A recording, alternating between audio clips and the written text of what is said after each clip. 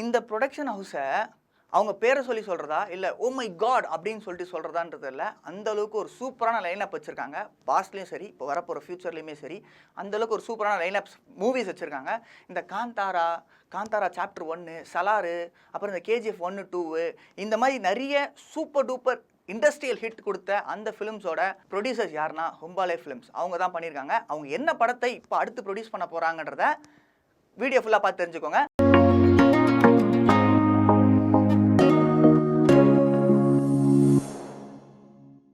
வணக்கம் GeM cinemas நேயர்களே, நான் உங்கள் விஜய் ஆரன் பேசுகிறேன். ஹும்பாலே ஃபிலிம்ஸ் வந்து ஒரு ரீசெண்டாக ஒரு புது ப்ரொடக்ஷன் ஒரு ஃபிலிம் வச்சு பண்ணுறாங்க, ஒரு ப்ரொடியூஸ் பண்ணுறாங்க ஒரு படத்துக்கு.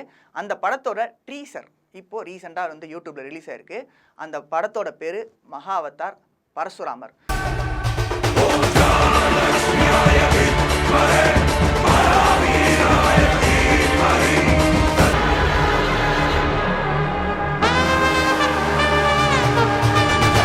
இந்த படத்தோட கதை என்னன்னா வந்து அதான் நமக்கு தெரியும்ல, ஹிந்து மித்தாலஜி பேஸ் பண்ணியிருக்கவங்களுக்கு எல்லாருக்குமே தெரிஞ்சிருக்கும். விஷ்ணுவோட 10 அவதாரத்தை படமாக எடுத்து காட்டுறாங்க. இதுக்கு முன்னாடி வந்து மகாவதார் நரசிம்மா அப்படின்னு சொல்லி ஒரு படம் பண்ணியிருப்பாங்க. அதை ஃபுல்லாக அனிமேஷனில் வரும்ல, நரசிம்மர் பாட்டு இது பண்ணிலாம் வரும்ல. அந்த மகாவதார் நரசிம்மாவோட படத்தோட ப்ரொடியூசருமே இந்த ஹும்பாலே ஃபிலிம்ஸ் தான். அவங்க போட்ட பட்ஜெட் என்னமோ அந்த மகாவதார் நரசிம்மாவுக்கு வந்து 30 to 40 கோடி தான். ஆனால் அவங்க எடுத்த கலெக்ஷன் வளர்த்தமா 300 to 350 கோடி. அந்தளவுக்கு சூப்பராக எடுத்திருக்காங்க. அண்ட் அதே மாதிரி இப்போது அவங்க மகாவதார் பரசுராமர் அப்படின்னு சொல்லி ஒரு படத்தையும் ப்ரொடியூஸ் பண்ணுறாங்க. இப்போ அந்த படம் வந்து எப்போ ரிலீஸ் ஆகும்னு எக்ஸ்பெக்ட் பண்ணியிருக்காங்கன்னா December 2027 அப்படி ரிலீஸ் ஆகும் அப்படின்னு சொல்லிட்டு இருக்காங்க. எஸ், இந்த மகாவதார் நரசிம்மாவும் சரி, பரசுராமரும் சரி, இந்த படத்தோட டைரக்டர் யாருன்னா வந்து அஸ்வின் குமார். அவர் தான் வந்து அந்த படத்தை எடுத்திருந்தார். அவர் வந்து இந்த படத்துக்காக வந்து நான் 2 years ஸ்பெண்ட் பண்ணேன், அதாவது மகாவதார் நரசிம்மாவுக்கு நான் 2 years வீட்டிலே இருந்து ஸ்பெண்ட் பண்ணேன் அப்படின்னு சொல்லிட்டு சொன்னார்.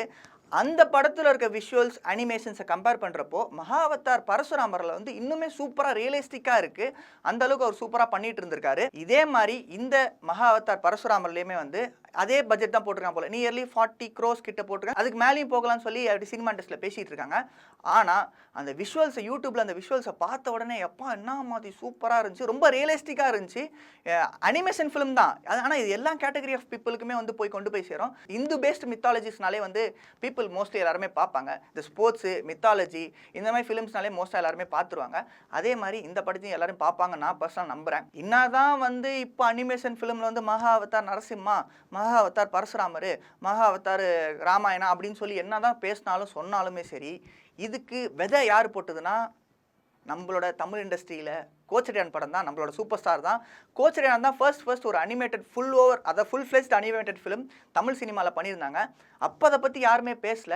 ஆனால் இப்போது மகாவதார் நரசிம்மா வந்ததுக்கப்புறம் வந்து அப்படி ஒரு படம் வந்துச்சுல அப்படின்னு சொல்லியிருந்தாங்க.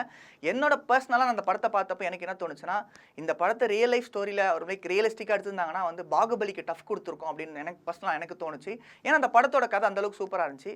அதான் சொல்கிறேன், யார் என்ன பண்ணாலும் சரி தலைவரோட ரெஃபரன்ஸ் இல்லாமல் ஒரு படம் வருதுன்னா அது கொஞ்சம் கஷ்டம் தான். அது ஸ்டைலாக இருந்தாலும் சரி, படத்தோட பேட்டர்ன் இருந்தாலும் சரி, அந்தளவுக்கு கஷ்டமாக இருக்கும்.